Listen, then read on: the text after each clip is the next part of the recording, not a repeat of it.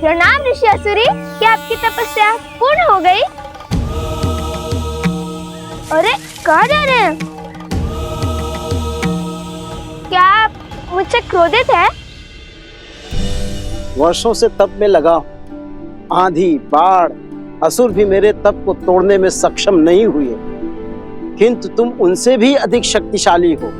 मेरे मौन को तोड़कर मुझे बोलने पर विवश कर दिया। कौन हो तुम बालक?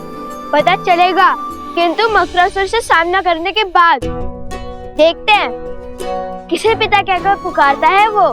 तुम विवाहित हो? ना ना ना ना ना, हम विवाहित हैं और ना श्री राम के भक्त हनुमान जी। कथा सुनाने का समय नहीं है। अयोध्या जाकर हनुमान जी को थोड़ा आराम देंगे। उन्हें श्री राम के चरणों से हटाकर मैं और मेरे भैया बैठ जाएंगे। लगता आप समझे नहीं, रहने दीजिए। आप तप कीजिए और मैं अपनी माता की आज्ञा का पालन कर आपकी रक्षा करता हूँ।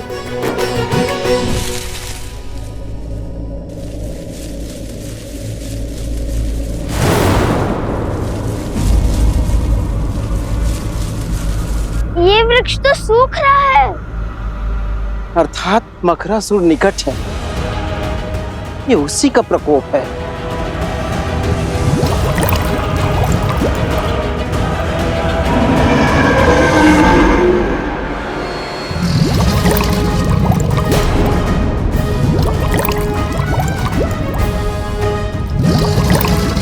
भैया, माता संकट में है।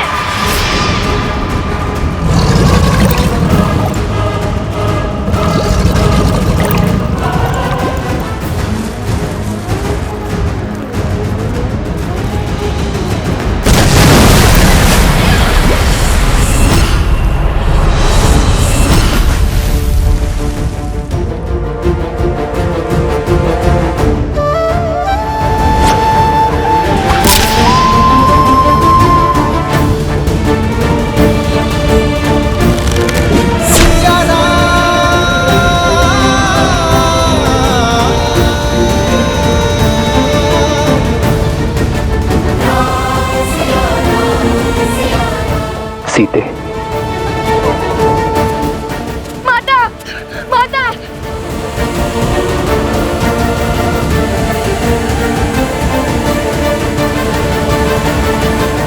माता, माता, माता। ये कैसा अनर्थ है पिताश्री?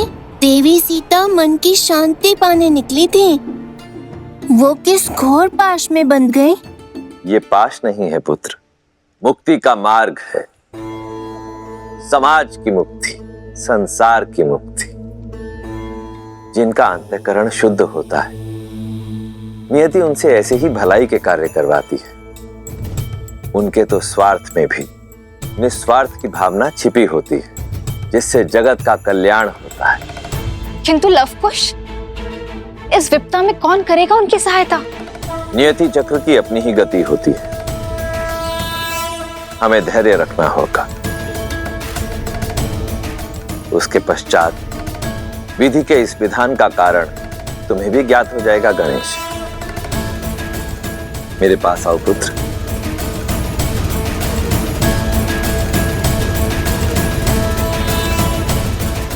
वन देवी, वन देवी, माता, वन देवी।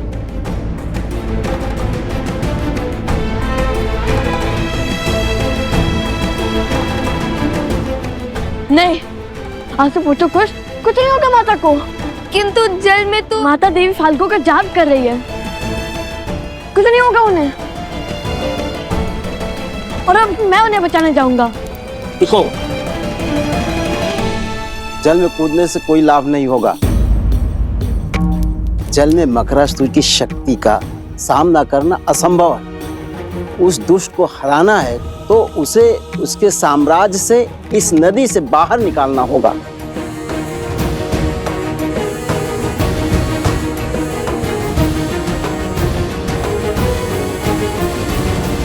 अभी तक अधर्म की विजय हुई नहीं है। किंतु धर्म के पास समय कम है। हर गिरते पत्ते के साथ मकरासुर की शक्ति और उसका प्रकोप बढ़ रहा है। शीघ्र तुम्हारी माता को इस विषैले जल से बाहर निकालना होगा।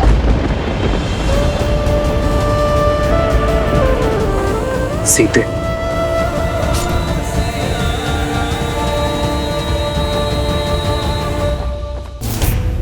ये अस्त्र अगर इसको चीर सकता है, उसको भी मार सकता है। ये आज स्पष्ट हो गया कि ये नर है, नारायण नहीं।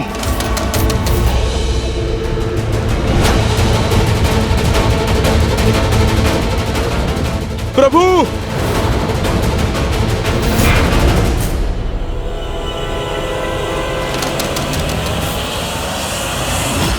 आप ठीक है ना प्रभु? मन बार बार किसी अनिष्ट की ओर संकेत कर रहा है हनुमान, किंतु युद्ध भूमि में लड़ रहे योद्धा को संसार की कोई उलझन उलझा नहीं सकती। यह धर्म युद्ध है, तन और मन दोनों झोंकने होंगे। किंतु अंगद नहीं लौटा हनुमान, वो अवश्य ही किसी संकट में है।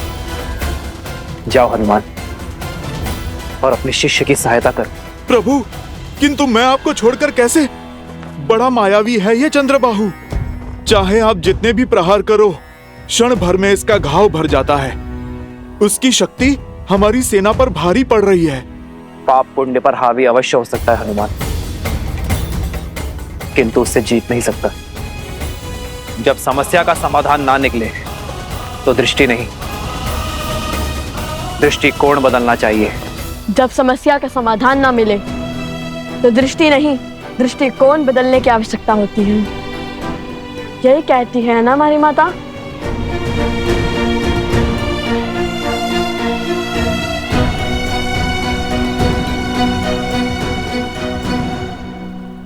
यदि वो जल के भीतर शक्तिशाली है और उसे बाहर लाना संभव है, तो फिर हम जल को उस तक पहुंचने से रोकेंगे, नदी का प्रवाह अवरुद्ध कर देंगे। ये कैसे होगा लव? मुझे तो ये युक्ति भी असंभव लगती है। यह भैया के मुख से निकली बात कभी असंभव नहीं हो सकती।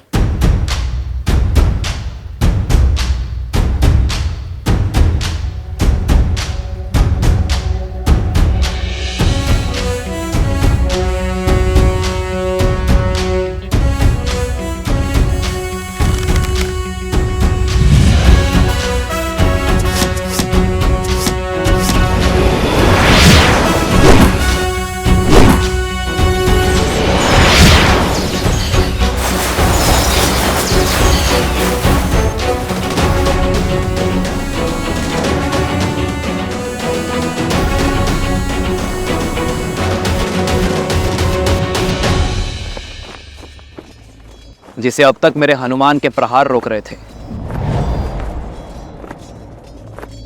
उसे अब मेरे बाण रोकेंगे। वो मारा नहीं जा सकता, किंतु बांधा जा सकता है।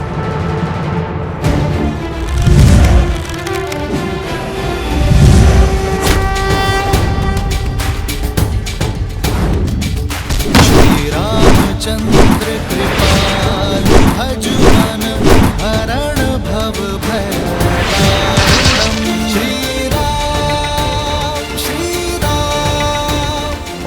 जाओ हनुमान, शीघ्र अतिशीघ्र अंगद को खोजो। जो आज्ञा प्रभु। जाओ। राजा राम श्री राम।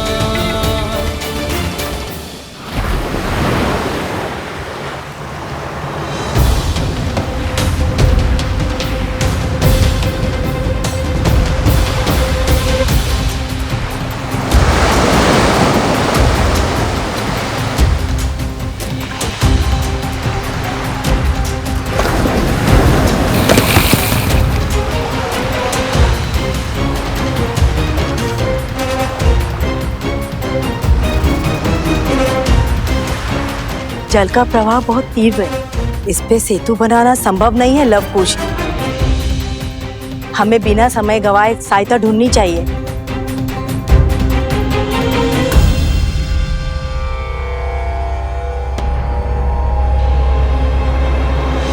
अब हरी पत्तियां कुछ शेष ही रह गई हैं।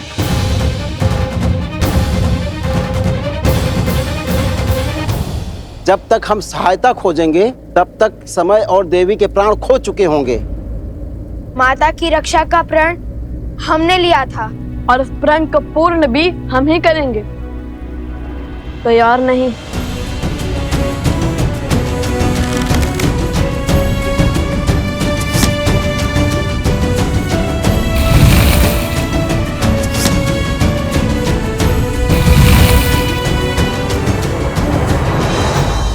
आप सब हर बाण पर राम नाम लिखो। राम नाम में शक्ति है। वो सेतु बना सकता है, जल आश्रम तक पहुंचा सकता है, तो जल को रोक भी सकता है। अति उत्तम कुश। हम बांध को दोनों छोर से बनाना शुरू करेंगे और बीच में आ मिलेंगे। इससे नदी का प्रभाव बीच से निकल जाएगा और किसी एक और अधिक दबाव भी नहीं बनेगा। जय श्री राम! जय श्री राम! जय श्री राम! जय श्री राम! जय श्री राम!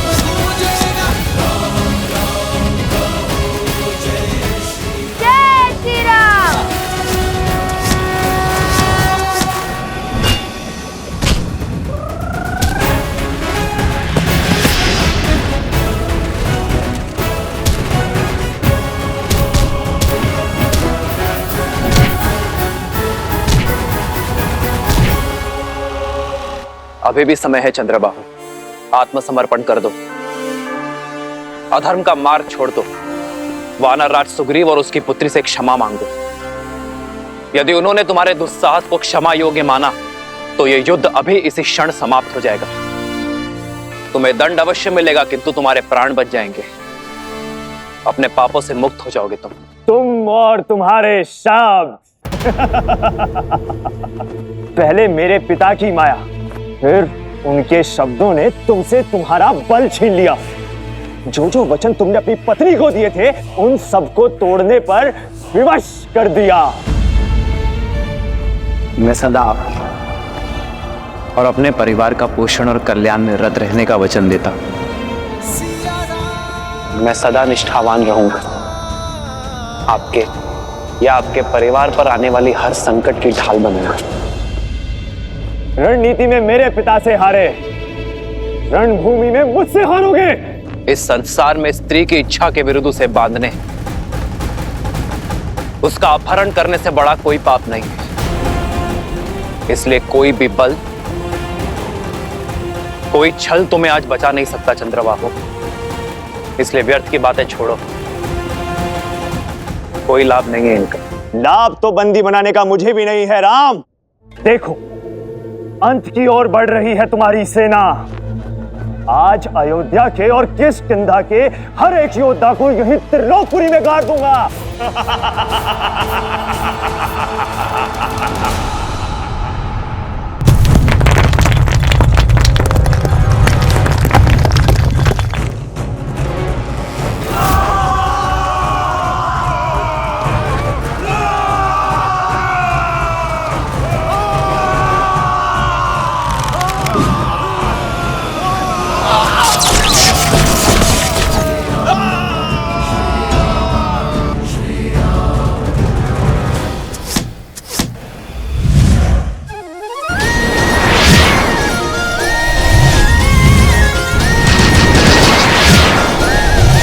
आपके लव पुष्प आ रहे हैं माता।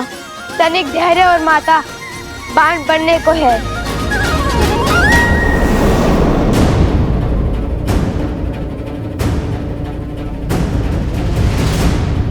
ये कोई असुरी माया तो नहीं?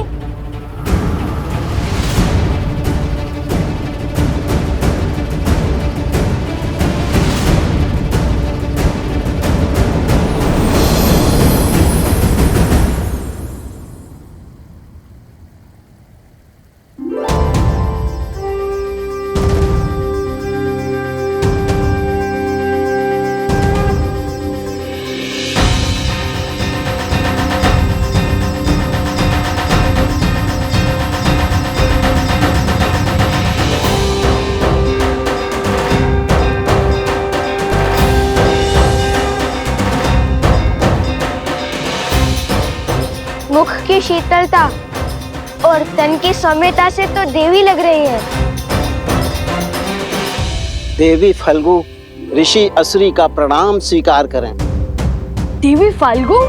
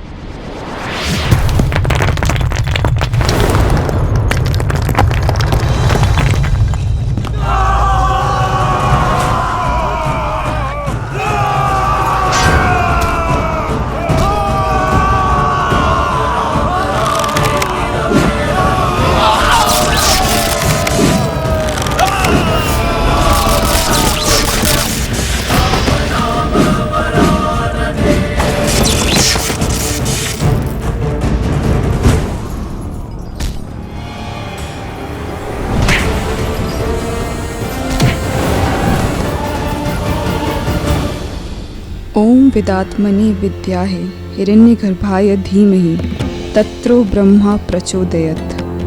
ओम विदात्मनि विद्याहे हिरण्यगर्भाय धीमहि तत्रो ब्रह्मा प्रचोदयत्।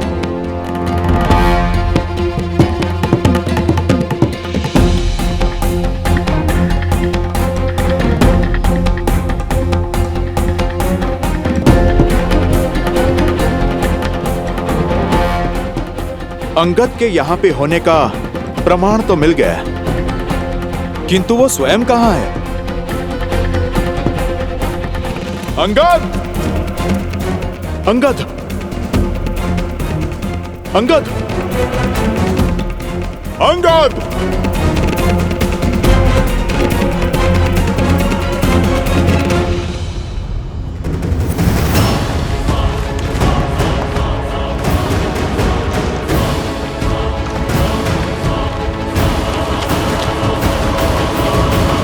ऋषि असुरी, ये बांध कभी पूरा नहीं हो सकता।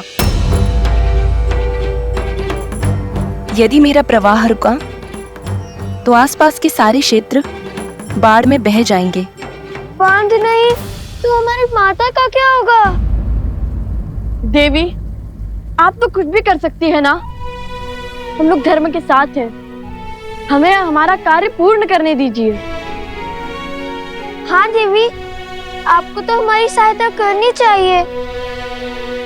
जैसे समुद्र देव ने सेतु बनाने के लिए श्री राम का सहयोग किया था, और हम तो श्री राम के सबसे बड़े भक्त हैं, हनुमान जी से भी बड़े। देखिए, मैं तुम्हारी दुविधा समझ सकती हूँ। कर पाती तो सहायता अवश्य करती,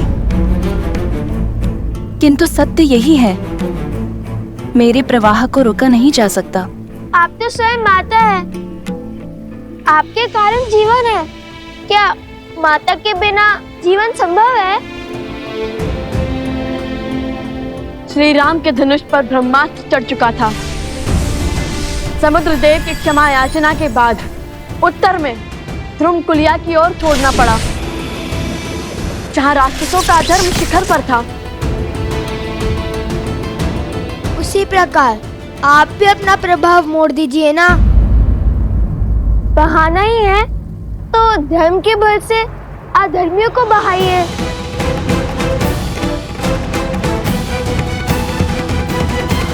एक स्थान है, यहाँ से उत्तर पश्चिम की ओर महापवित्र सरस्वती नदी की सहायक नदियां, जहाँ असुरों का साम्राज्य फैला है। वो स्थान त्रिलोकपुरी कहलाता है।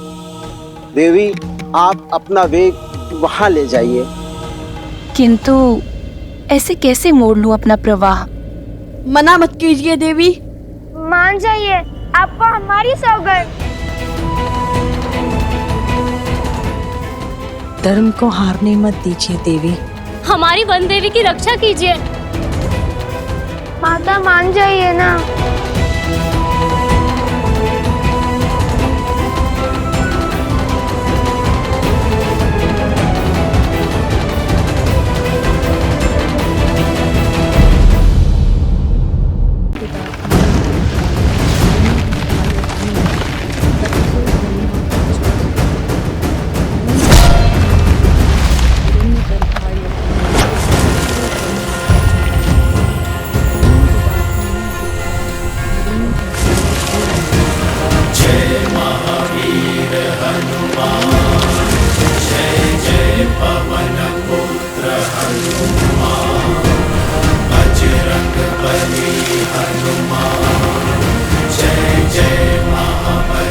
जय श्री राम। अंगद,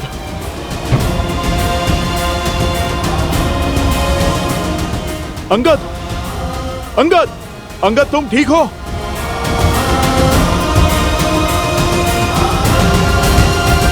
तुम ठीक हो अंगद? सांस तो चल रही है।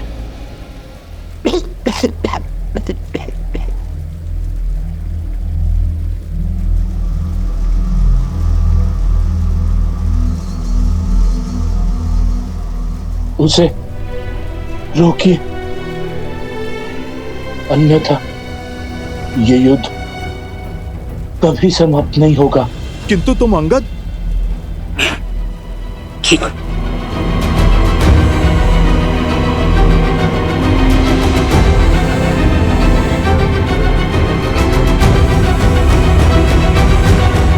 ऋषि असुरी, ये बांध कभी पूरा नहीं हो सकता। मना मत कीजिए देवी। मान जाइए, आपको हमारी सौगंध।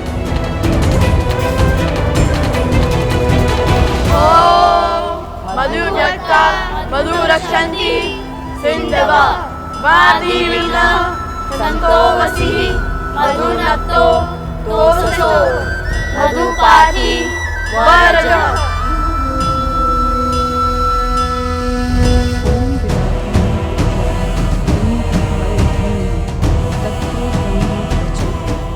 देवी, आप पत्नी धर्म की आड़ में अधर्म कर रही हैं।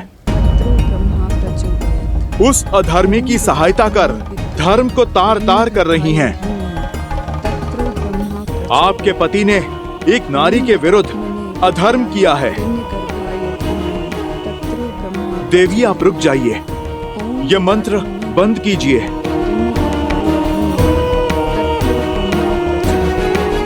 तो आप ब्रह्म मंत्र का जाप कर रही हैं? उचित है, मैं आपको रोकूंगा नहीं, मैं भी मंत्र जाप करूंगा। आप जानती हैं वो भी किसका? देवी सरस्वती का। वही तो हैं ब्रह्मदेव के मंत्र की काट।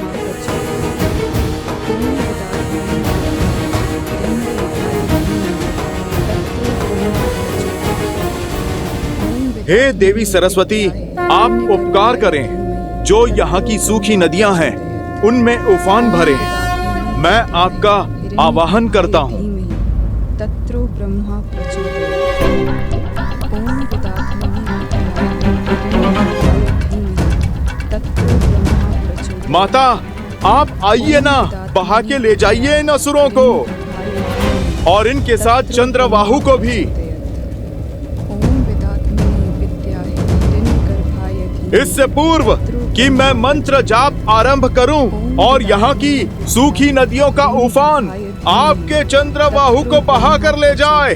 देवी, आप रुक जाइए, मैं आपको वचन देता हूँ, उसे मृत्यु नहीं, प्रभु श्री राम के हाथों मोक्ष मिलेगा। और देवी, यदि माता सरस्वती का वेग उसे बहा कर ले गया तो वो जहाँ जाएगा मैं उसे बिना अन्न जल के वहीं बांध दूंगा। जीवित रहकर भी मृत का जीवन जिएगा आपका पति।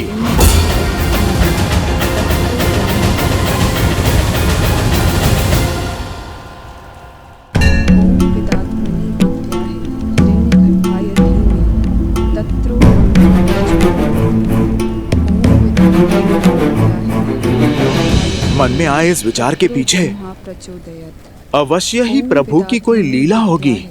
चलो माता सरस्वती से ही सहायता की गुहार लगाई जाए। जय मां सरस्वती, मैं आपका आवाहन करता हूँ।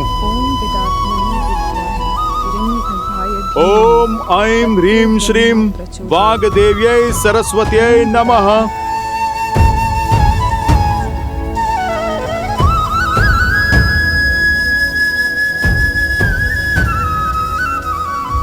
महापवित्र सरस्वती नदी की सहायक नदियां हैं, जहां असुरों का साम्राज्य फैला है। आप अपना वेग वहां ले जाइए।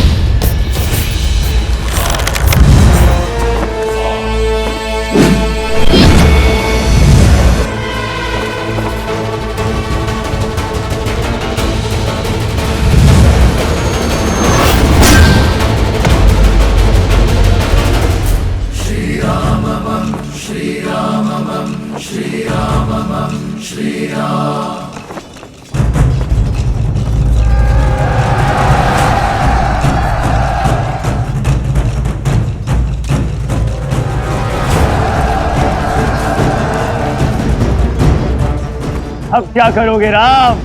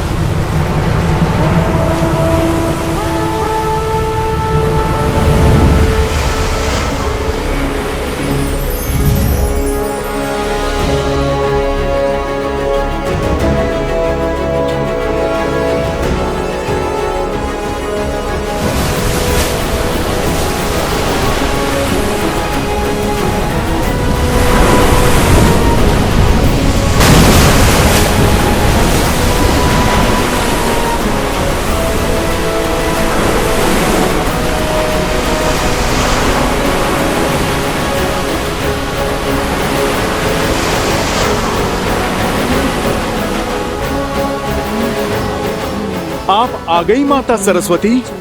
आप धन्य हैं, धन्य हैं आप।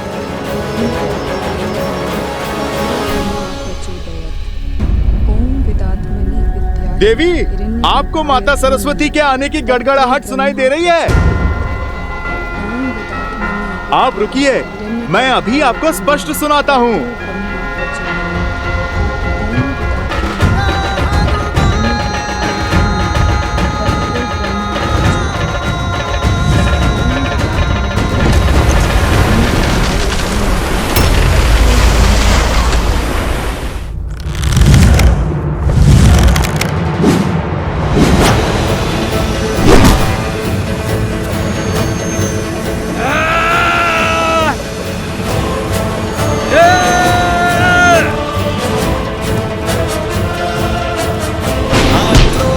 जोश क्रोध का ये क्षण है प्रतिशोध का, ललकार और पुकार का ये क्षण है अति विरोध का।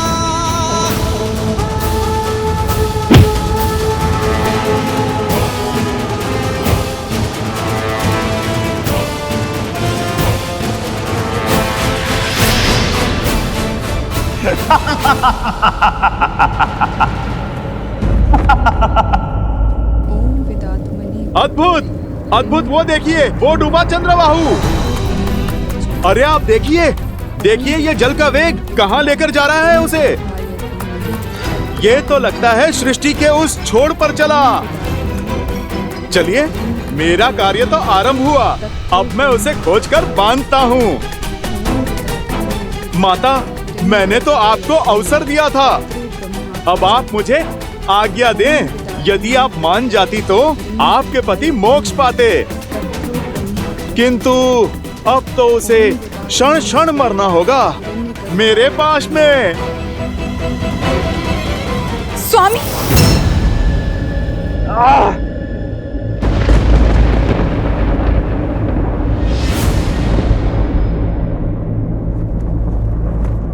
ये नहीं हो सकता। पद्मा, पद्मा, पद्मा।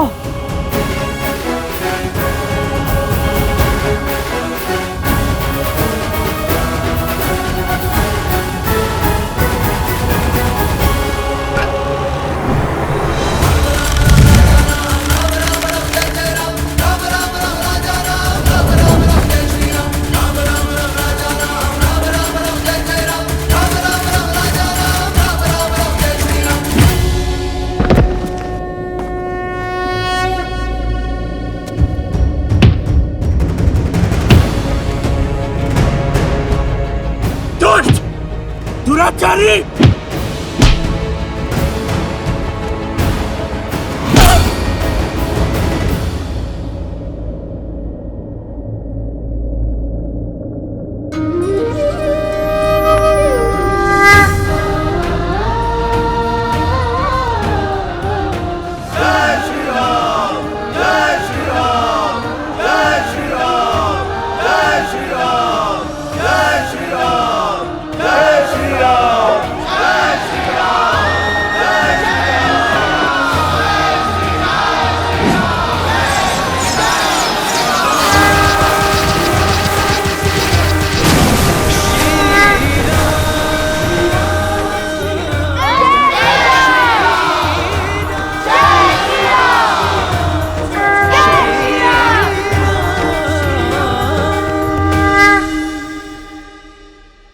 लव और कुश, आज तुम दोनों की बुद्धि और देवी सरस्वती के बल से त्रिलोकपुरी में असुरों का संहार हुआ। सहायता के लिए धन्यवाद देवी। मेरा आशीर्वाद सदा ही तुम दोनों के साथ है।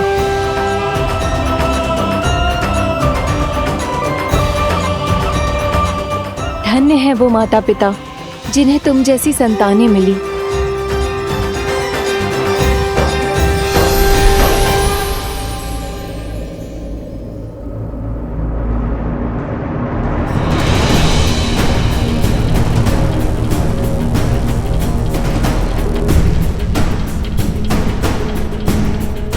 ये क्या है?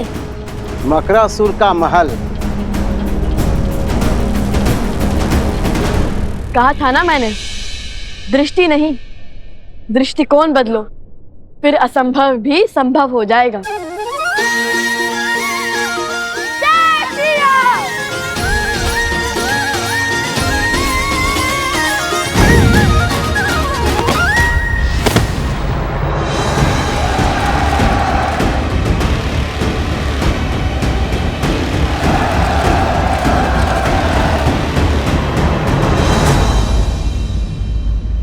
रुक क्यों गए महादेव, वो भी कथा के इस रोचक मोड़ पर?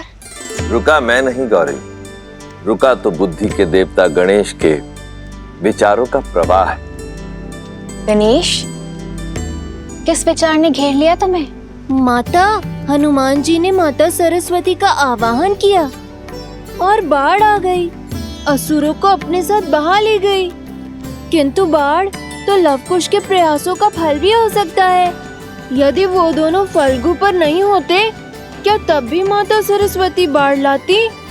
सूर्य अपने आकर्षण से धरती और चंद्रमा को खींचता है गणेश, और धरती और चंद्रमा अपने बल से सूर्य को खींचते हैं। यही प्रकृति का संतुलन है। इस कथा में भी हर कड़ी एक दूसरे से जुड़ी हुई है।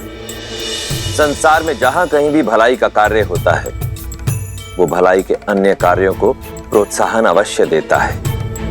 जैसे वर्षा के आगमन पर स्वयं समुद्र उठकर उसका स्वागत करता है, उसी प्रकार जब जब संसार में कहीं भी भलाई का कार्य होता है, तब तब भलाई का प्रत्येक अंश उसका स्वागत करता है।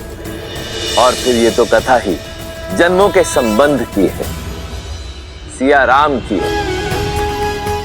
वो दोनों भले ही एक दूसरे से दूर हों, परंतु फिर भी एक दूसरे की भलाई का मार्ग अवश्य खोज निकालते। अर्थात यदि एक व्यक्ति के सुकर्म दूसरों को प्रोत्साहन दे, तो धर्म की ये कड़ी अधर्म को धराशायी कर सकती है। हाँ पुत्र। अद्भुत, समझ आया। अब आगे की कथा सुनाइए ना पिताश्री। अवश्य। ये लो तुम्हारा उपहार।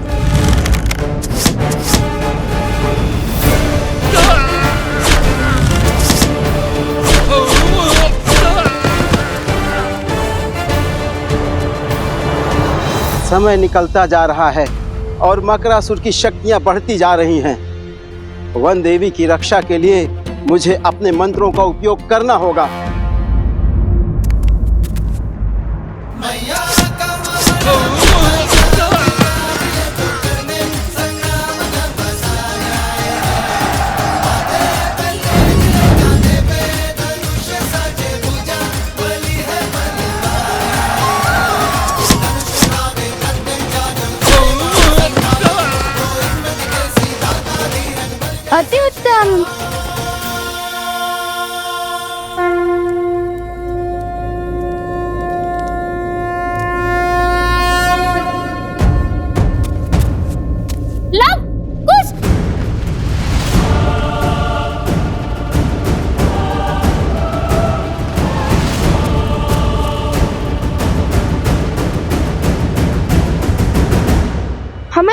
सहायता करनी होगी। किंतु कैसे? हमारे पास तो अस्त्र भी नहीं है। कोई मार्ग तो खोजना होगा। हमारे तीर समाप्त होते जा रहा है। क्या करेंगे? शक्ति के साथ साथ युक्ति भी लगानी होगी कुछ। हमारे बाण समाप्त होते जा रहे हैं किंतु ये असर नहीं।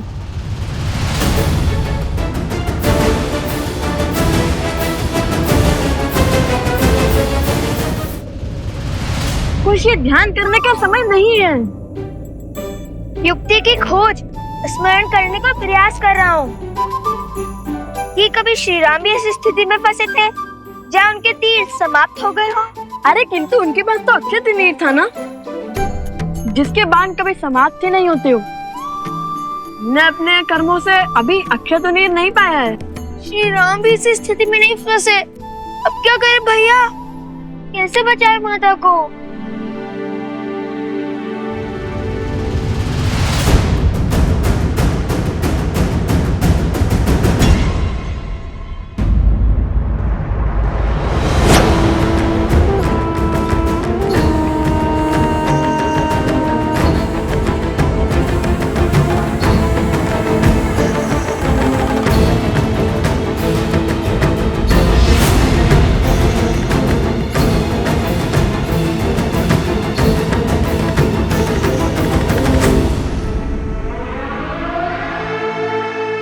जाओ मकरासुर, तोड़ो सीता का तप। ये तप ही है जो धर्म को बल दे रहा है।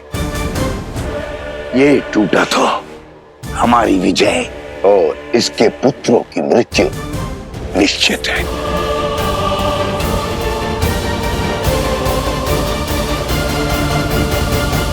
जीवन में कायर तो बहुत देखे, किंतु कायरता की ऐसी पराकाष्ठा नहीं देखी। क्या हुआ? हाथ हो गए। धर्म को हराने की, धर्मात्मा को मारने की बड़ी बड़ी बातें तो करते हो, किंतु स्वयं कभी शस्त्र नहीं उठाते। यह कायरता नहीं तो और क्या है?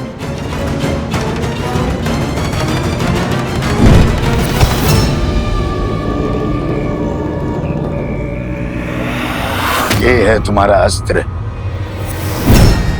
और ये है तुम्हारे सेनापति। हर योद्धा का अपना अस्त्र और अपना शस्त्र होता है, किंतु हाथ में थामा हर शस्त्र टूटकर बिखर सकता है, जलकर स्वाह हो सकता है। जब दो अस्त्र टकराएंगे तो एक का टूटना निश्चित है, किंतु मेरा अस्त्र न किसी के थोड़े टूटेगा न किसी के जलाए भस्म होगा। ऐसा कौन सा अस्त्र है आपके पास? शब्दों का अस्त्र, वचनों के बाण। वो शब्द, वो वचन जो बड़े से बड़े साम्राज्य को धराशायी कर सकते हैं। बिना खड़ग उठाए हजारों लाखों जीवन पल में निगल सकता है। तलवारों की दिशा बिगाड़ सकते हैं मकरासुर, किंतु शब्दों की नहीं। अति उत्तम। लगता है रघुवंश की आहुति देकर संसार का सिंहासन संभालने के बाद मुझे तुम्हें ही अपना मंत्री पद सौंपना होगा। दो आज्ञा महाराज, किंतु पहले सीता का तप तो भंग कीजिए। उसके पुत्रों को अपने मार्ग से तो हटाइए। उनका अंत तो यहाँ होगा, मेरे साम्राज्य में। और रही बात सीता के तप की, तो लो अभी तोड़ देता हूं।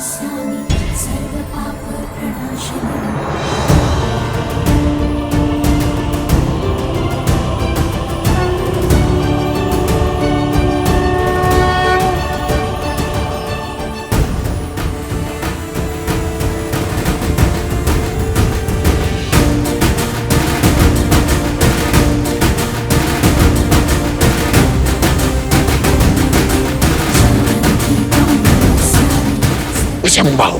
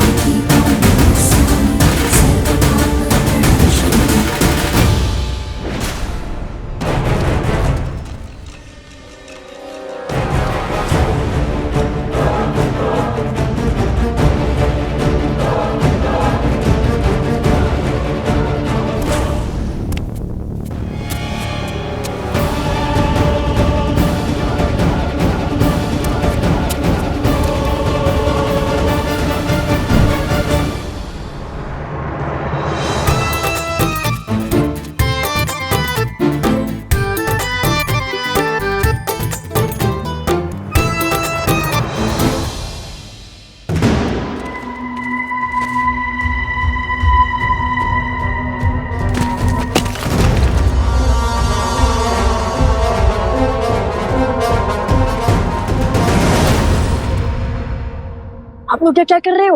अरे शस्त्र आपके हाथ में कैसे? असुरों के अस्त्र लेकर आए हो? कहीं पलड़ा तो नहीं बदले तुम लोगों ने? अरे नहीं, ये तो हम तुम्हारी सहायता के लिए लाए हैं। जिन असुरों को तुमने मारा था उनके हाथों से।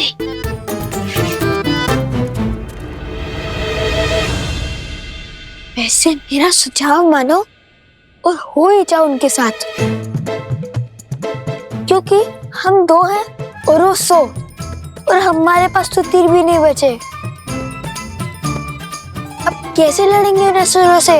मैंने क्या कहा था कुछ?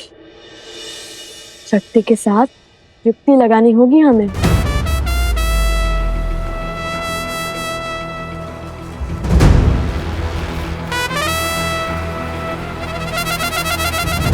कब तक छिपते रहोगे बालको? सामने आओ। जितनी मेरी सेना को थकाओगे उतनी ही पीड़ादायी मृत्यु देंगे महाराज तुम्हें।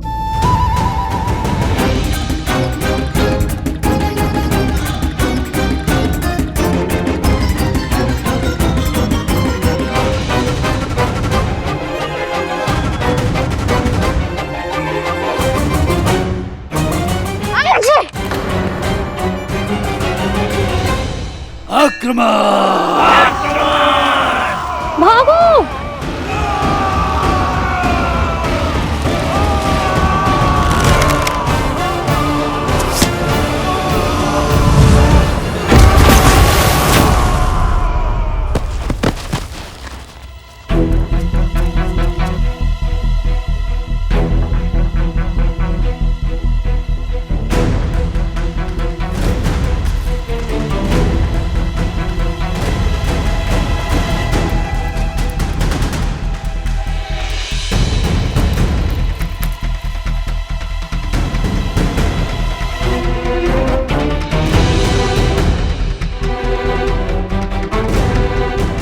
कुछ मिल गई युक्ति।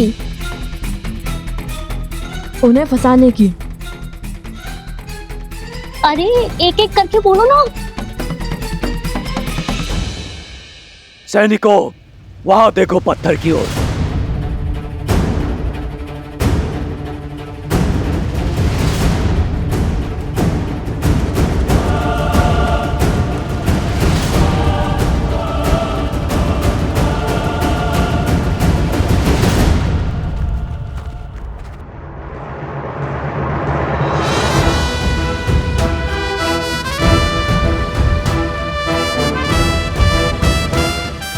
आज तो इन्हीं के शस्त्र से इन्हें ही ध्वस्त करेंगे। सज्ज हो? 100%। चलो।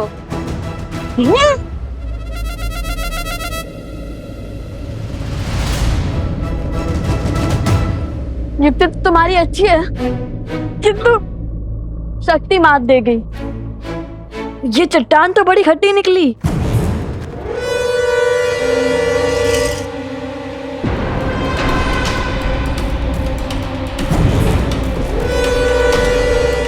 वहां उस चट्टान के पीछे जाओ।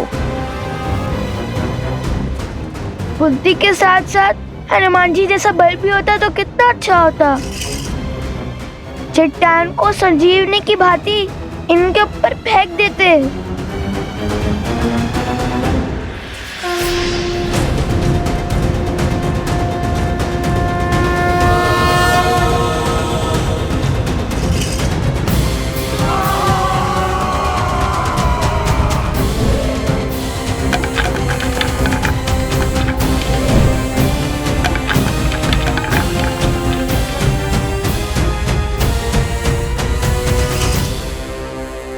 उन दोनों को लाओ, उन सबको बाद में देखेंगे। जाओ।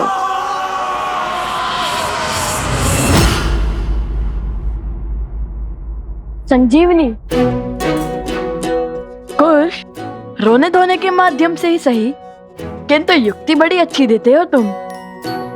यदि हमें चट्टान को अस्त्र बनाना है तो या तो हमें चट्टान से बलशाली होना होगा या तो चट्टान को हमसे कम भारी।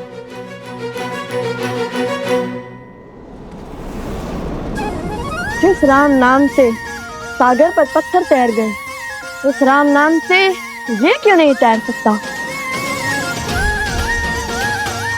जैसे समुद्र देव ने राम सेतु बनाने के लिए श्री राम की सहायता की थी, वैसे हमारी माता को बचाने के लिए वायु देवी अवश्य हमारी सहायता करेंगी। अवश्य।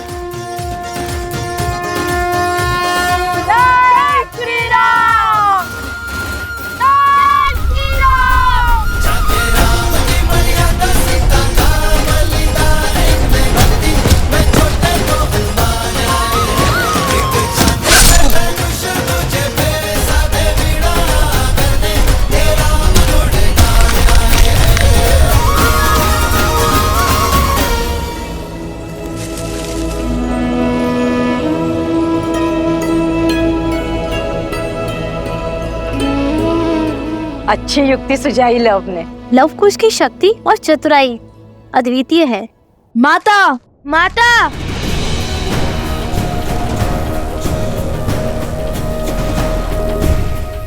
अपनी माता को खोज रहे हो? नहीं मिलेगी। जितना विलंब हमारी माता की सूचना में लगेगा, उतना ही इस भूमि पर हाहाकार मचेगा। एक भी असुरों को जीवित नहीं छोड़ेंगे वन देवी के पुत्र। तुम जैसे असुरों को तो रोज आते हैं हम। चुटकियों में अंत कर देंगे तुम्हारा। तो साहसी,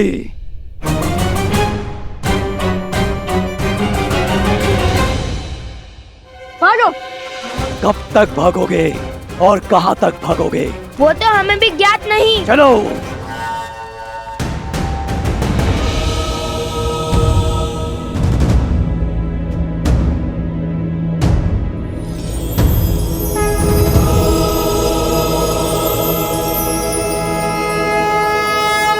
हम सज्ज हैं।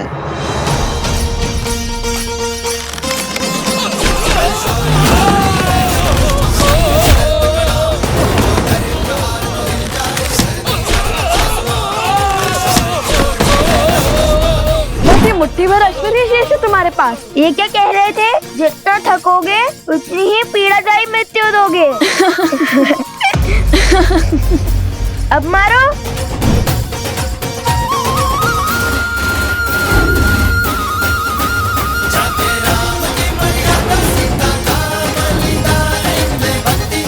अब करो मेरी सेना का सामना।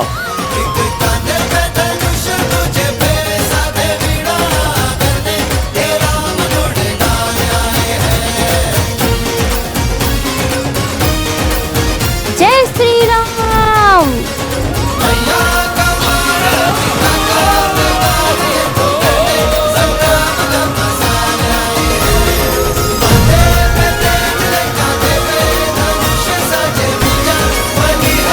भैया, अद्भुत युक्ति थी आपकी इन सबको एक साथ फंसाने की।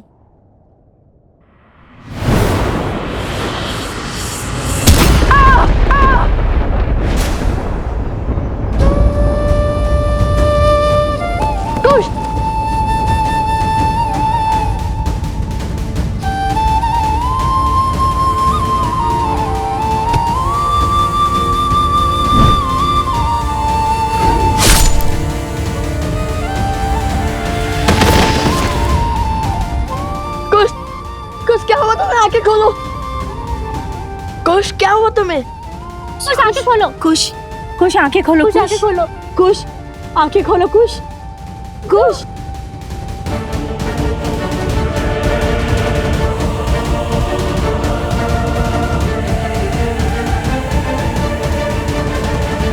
अद्भुत।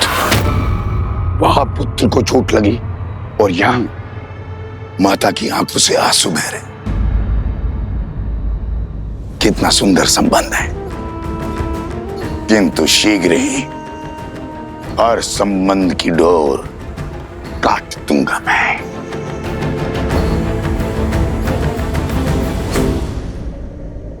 नदी में जल नहीं है और बिना जल महाराज मकरासुर का बचना संभव है।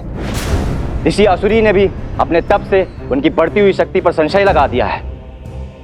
बांध को तोड़कर नदी को जल से भरना ही होगा। चलो मेरे साथ। रुको सेनापति, स्थिति को अपने हाथ में लेने का समय आ गया है। एक बालक तो मूर्छित हो गया है, अब घड़ी है दूसरे पर प्रहार करने की।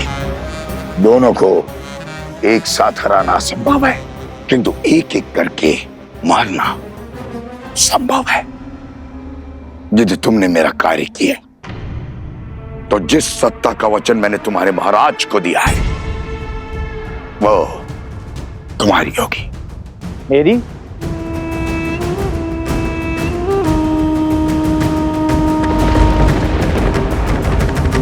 कुछ आगे खोलो। कुछ कुछ आगे खोलो। कुछ कुछ उठो। कुछ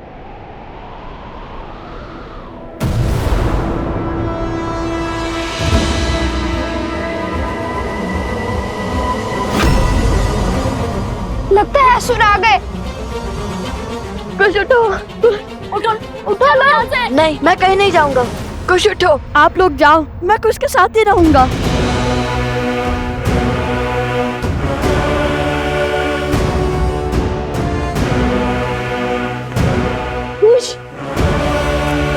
कुछ उठो।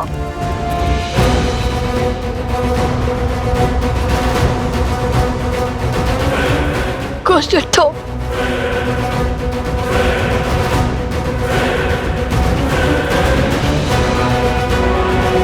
अब आएगा आनंद।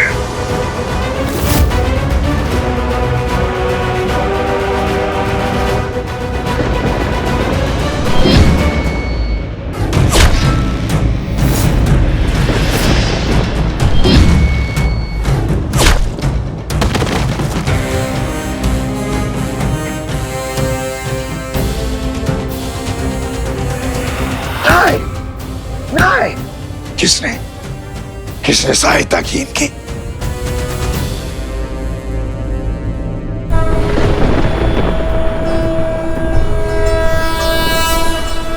जनको मिथिलाधीशः सधर्मात्मा महेश्वरः ज्ञानी च तपसा सावधान।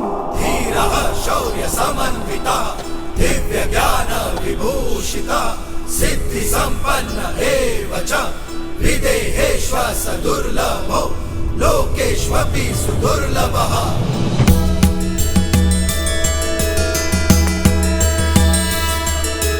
जनको मिथिलाधीशः सधर्मात्मा महेश्वरः ज्ञानी च तपसा युक्तो धीरः शौर्य समन्वितः दिव्य ज्ञान विभूषितः सिद्धि संपन्न एव च विदेहेष्व सदुर्लभो लोकेष्वपि सुदुर्लभः लोकेष्वपि सुदुर्लभः।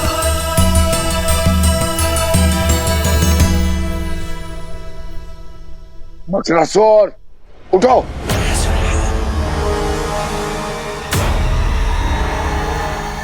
हाथ पर हाथ खड़े बैठकर क्या देख रहे हो? जाओ, बांध को तोड़ो। जाओ।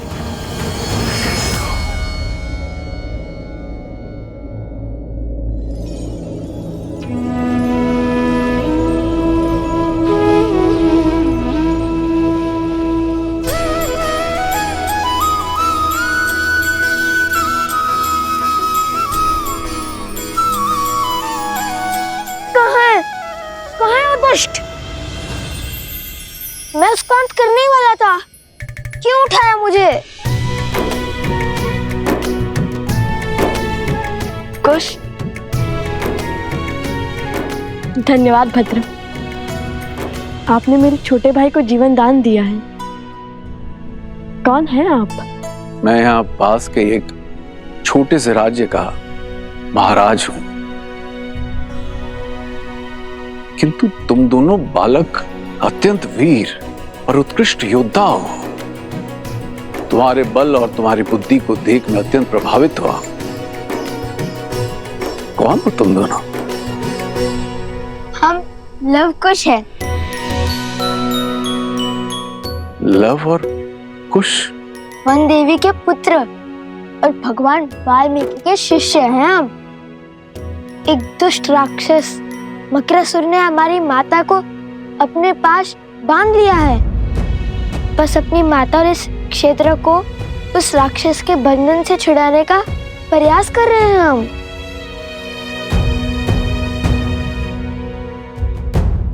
तो इस कार्य में मैं भी तुम्हारी सहायता करूंगा।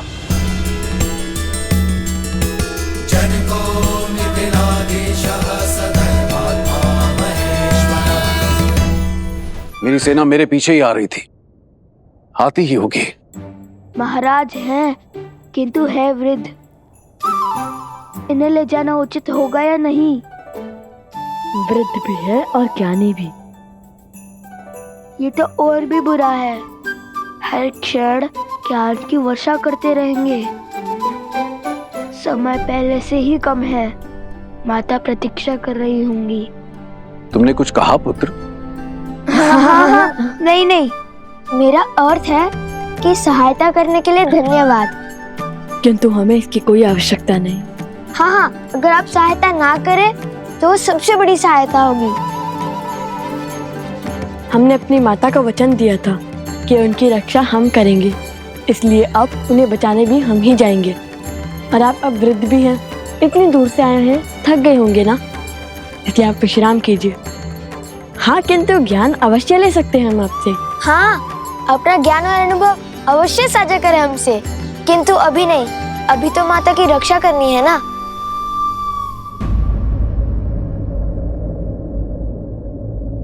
तुम दोनों मेरे नवासों के आयु के हो पुत्र, किंतु तुम्हारा ज्ञान और तुम्हारे संस्कार तुम दोनों को एक साधु और शासक का अद्भुत संगम बनाता है। चलो, मैं तुम दोनों की किसी और रूप में सहायता कर देता हूं। बदले में केवल इतनी लालसा है कि मैं उस देवी के दर्शन कर सकूं जिसने तुम जैसे शूरवीरों को जन्म दिया और ऐसे संस्कार दिए।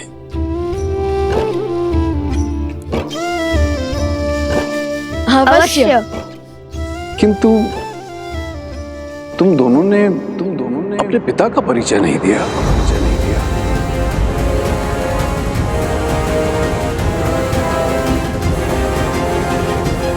जैसे आपको मिलने की लालसा है, वही हमारे पिता भी हैं।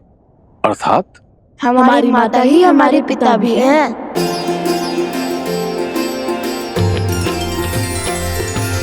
राम सिया राम जय जय राम। राम सिया राम जय जय राम। राम सिया राम जय जय राम। अब मैं संसार को दिखाऊंगी कि कितने बड़े झूठे, छलिए और अधर्मी हो तुम।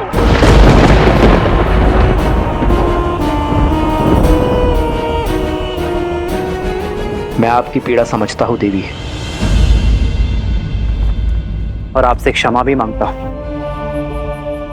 एक पतिव्रता के लिए उसका सुहाग छीन जाना बहुत बड़ा अधर्म है, किंतु एक स्त्री को उसकी इच्छा के विरुद्ध उठा ले जाना उससे भी बड़ा अधर्म है देवी। और जो आपके पति ने किया, और साथ में अधर्मी का साथ देने वाला, अपने धर्म से अधर्मी की ढाल बनने वाला, उससे भी बड़ा अधर्मी होता है देवी। एक पत्नी होने के पूर्व आप एक स्त्री हैं, और एक स्त्री जब दूसरी स्त्री की पीड़ा से विमुख हो जाए तो उसका कर्म भी अधूरा होता है और धर्म भी। और जो धर्म को छले उसे उसके ही अस्त्र से मारने में ना ही कोई छल है और ना ही कोई अनीति। एक पतिव्रता का वास्तविक अर्थ है अपने पति को धर्म के पथ पर ले जाना, उसकी अधर्म से रक्षा करना, और इस कार्य में आप असफल हुई देवी। क्योंकि आपने अपने धर्म को केवल स्वयं तक सीमित रखा। अपने पति को धर्म के पथ पर ले जाने की चेष्टा के स्थान पर आपने अपने वरदान से उसके अधर्म को कवच दिया। एक स्त्री के साथ हुए अन्याय से अपने नेत्र मूंद कर आपने स्त्री धर्म का अपमान किया। अपने पति के प्रेम में आप उसका पाप नहीं देख पाए। अगले जन्म ये भूल मत कीजिएगा देवी। अगले जन्म आप अपने पति को धर्म की प्रेरणा दीजिएगा ताकि आप दोनों को मोक्ष प्राप्त हो जाए। पति पत्नी एक दूसरे के पूरक होते हैं देवी। एक का किया धर्म दूसरे को तारता है, तो एक का अधर्म दूसरे के संहार का कारण बनता है। रुको।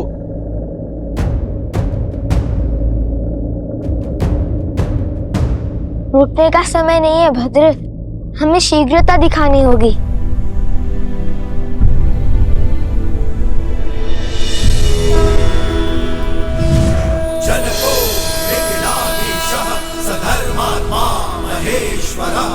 ज्ञानी च तपसा युक्तो धीरः शौर्य समन्विता। मकरासुर जैसे शक्तिशाली असुर को बिना दिव्यास्त्र के मारना असंभव है। ये नानाद का वान है, भगवान वाल्मीकि के शिष्य, और इतने वीर योद्धा अवश्य ही इस धरा को मकरासुर के आतंक से मुक्त करा देंगे। इसे रखो, ये तुम्हारी रक्षा करेगा।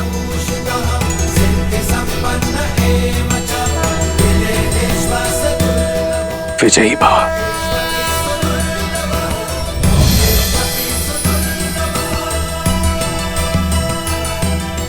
धन्यवाद भद्र।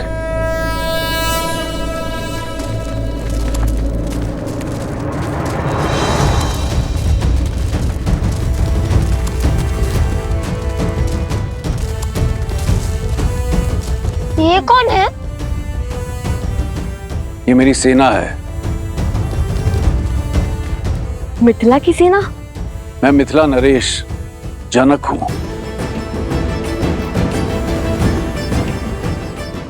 माता सीता के पिता? अयोध्यापति राजा राम के ससुर।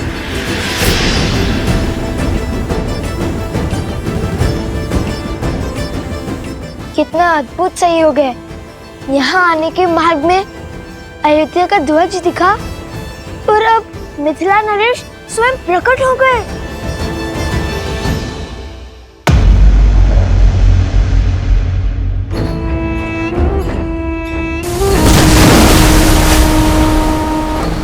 टूट गया बांध, टूट गया बांध। उठो उठो मकरासुर, उठो।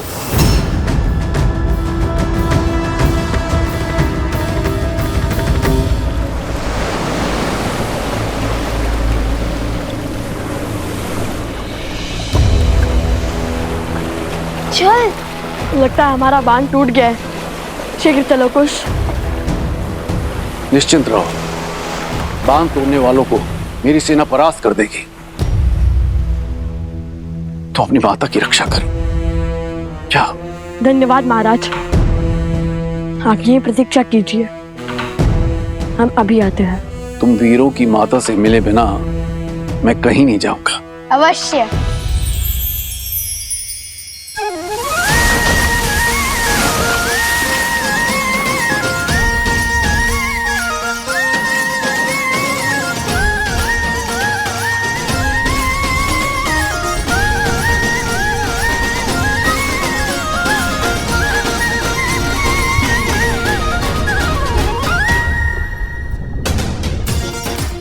सज हो कुश।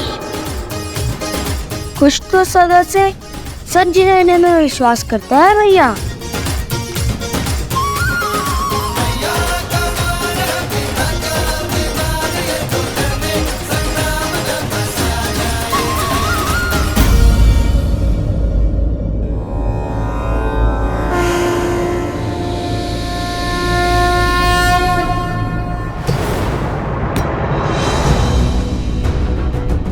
वो दोनों इसी दौर आ रहे हैं मकरासुर। समय कम है। शीघ्र अतिशीघ्र सीता का तप तोड़ना होगा। जल प्रवाह के साथ तुम्हारी शक्तियां भी लौट आई है।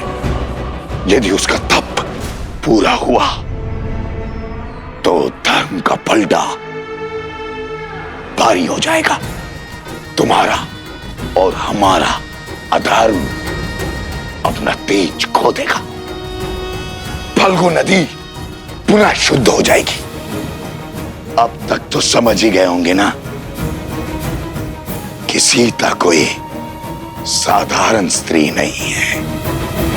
साधारण हो या असाधारण, मैं इस पर अपनी शक्ति व्यर्थ नहीं करने वाला।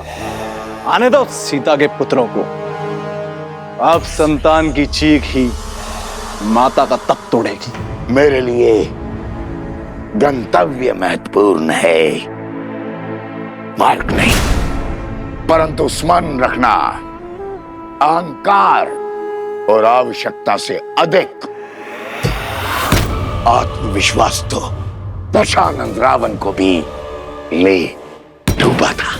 ये मेरा अहंकार नहीं, मेरा विश्वास है। कोई साधारण शस्त्र मेरे तन को नहीं भेद सकता। इन बालकों की मृत्यु आज निश्चित है। मकरासुर, त्रिलोकपुरी में कुछ अनिष्ट घटा है। मुझे प्रस्थान करना है मकरासुर, किंतु लक्ष्य मत चूकना। राक्षस कुल का भविष्य तुम्हारे हाथ में है।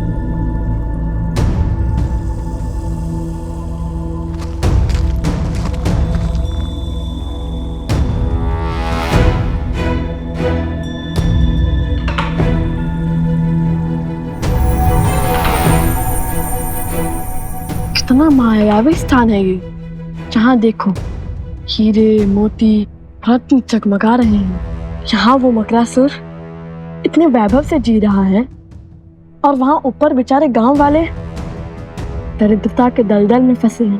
नीचे वाले भी धनवान हैं, बुद्धिमान नहीं। इतनी सरलता से महल का मार्ग खोज लिया हमने। आज इसके हर पाप का अंत करेंगे हम। देवी फल्गु को उनकी शुद्धता लौटाएंगे हम। बुद्धिहीन को तो फिर भी क्षमा किया जा सकता है, किंतु उसके साथ साथ अधर्म और अहंकार को भी। मुझे तो रावण पुत्र अक्षय कुमार का स्मरण हो गया। हमारी भांति हनुमान जी को भी उस अधर्मी का अंत करना पड़ा। आज तो नहीं छोड़ेंगे उस दुष्ट राक्षस को।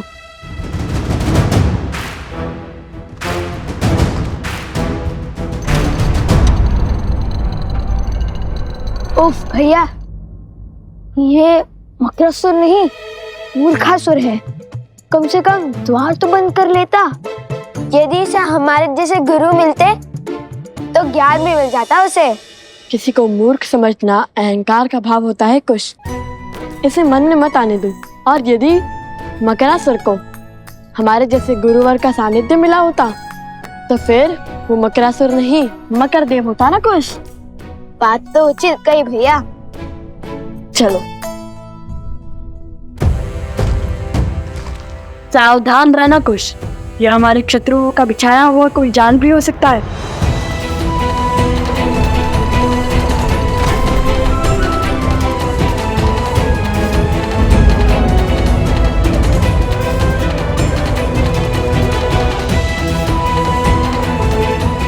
माता,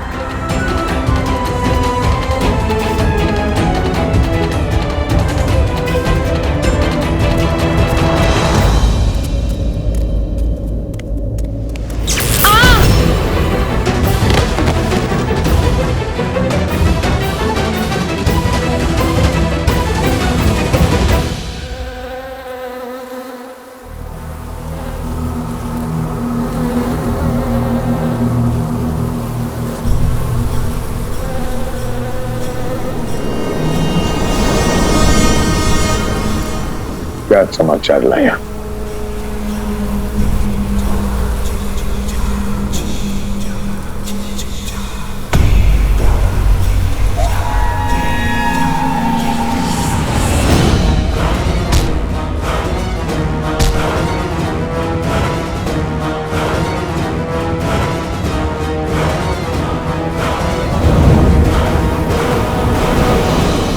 चंद्रबाहु,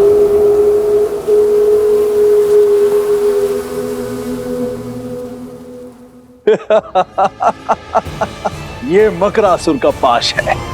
यहां से बचना असंभव है बालकों। ये भाव ही है जो मानव की बुद्धि नील जाते हैं। अपनी माता की स्थिति देख, मेरे जाल में फंस गए तुम, विवेक हार गए तुम।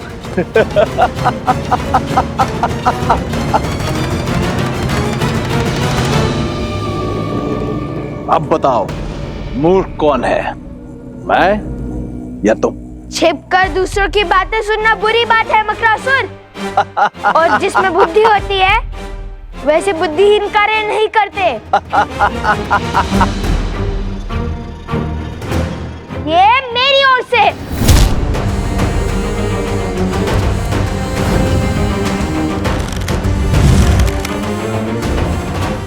मूर्ख तुम हो, क्योंकि तुमने अधर्म का मार्ग चुना है। यदि बुद्धिमान होते तो अधर्म का मार्ग नहीं, श्री राम का नाम चुनते।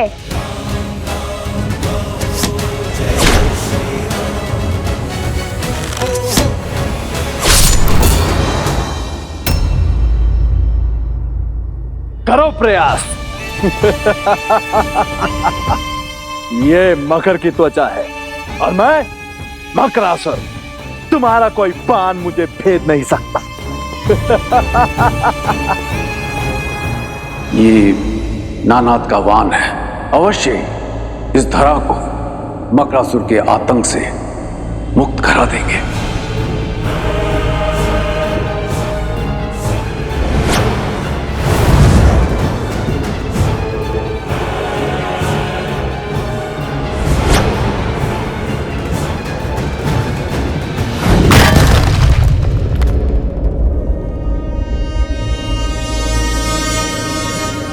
दिव्यास्त्र खोजो को श्रेणी कहीं होगा।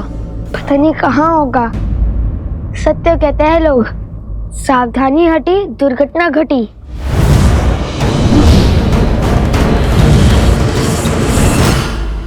कोश क्या कर रहे हो? ठीक है, मानता हूँ, अब अधिक सावधान हूँ। भिक्षा मांगो, पग पड़ो मेरे। कदाचित दया दिखाकर छोड़ दूं तुम्हें, अन्यथा आज तुम्हारी मृत्यु निश्चित है।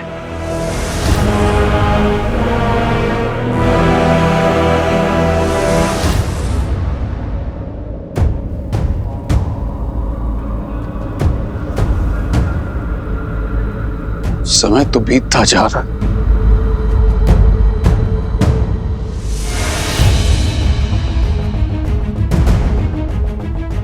भैया, वो रहा।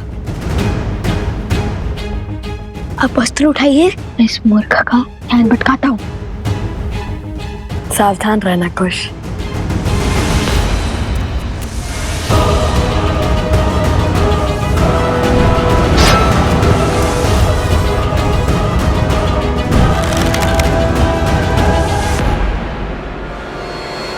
सावधान मकरासुर।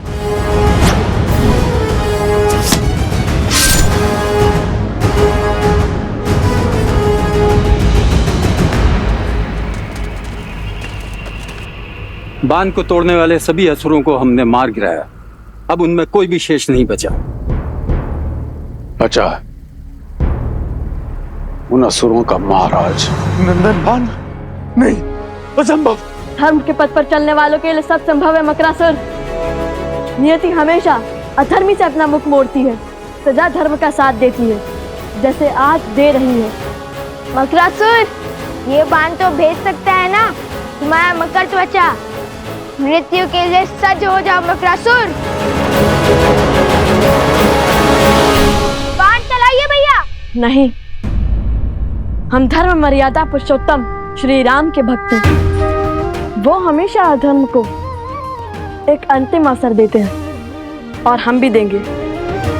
बोलो मकरासुर, क्या तुम क्षमा मांगकर अधर्म के पथ को छोड़कर धर्म के पथ को अपनाओगे? ये क्या कह रहे हैं भैया? श्री राम का अनुसरण कर रहा हूँ कि यदि वो यहाँ होते तो इस अधर्मी को सुधरने का अंतिम अवसर अवश्य देते। हाँ, देते तो सही। बोलो मक।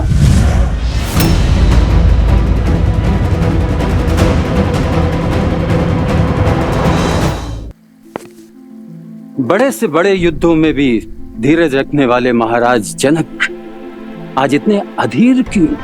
उसका उत्तर तो मैं भी खोज रहा हूं। जाने क्यों ऐसा प्रतीत हो रहा है कि इन बालकों के साथ कोई विशेष नाता है मेरा। मेरे अपने हैं, मेरा रक्त दौड़ता है इनमें। संबंध और स्नेह की न जाने किस भंवर में बह रहा हूं। कहा था ना भैया मैंने, सावधानी हटी दुर्घटना घटी। लगता है भयभीत होकर भाग गया।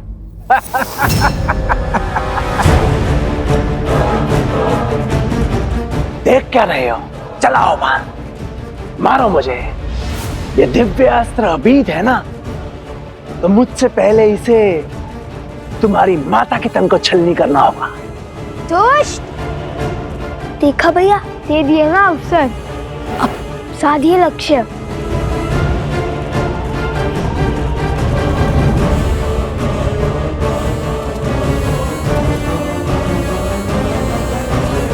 तो माता के पीछे से हट ही नहीं रहा है। तुम माता को हटा देते हैं। हटिए माता। नहीं, माता ने प्रण लिया है कि जब तक उनका तप पूर्ण नहीं होता वे अपना ध्यान नहीं तोड़ेंगे। उन्हें तो इस स्थिति का आभास तक नहीं होगा।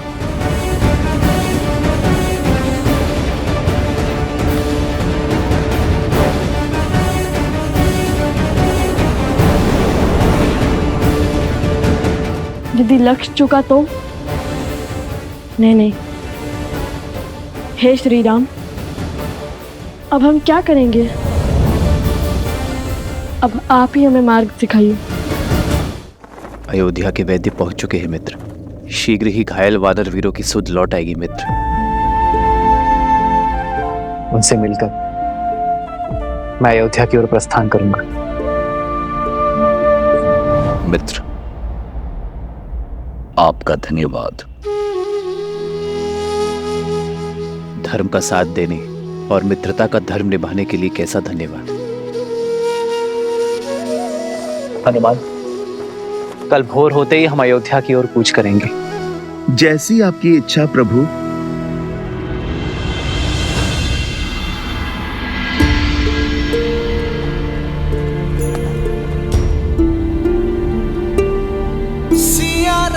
अयोध्या पहुंचते ही मैं राज्य का सारा भार भरत को सौंप दूंगा।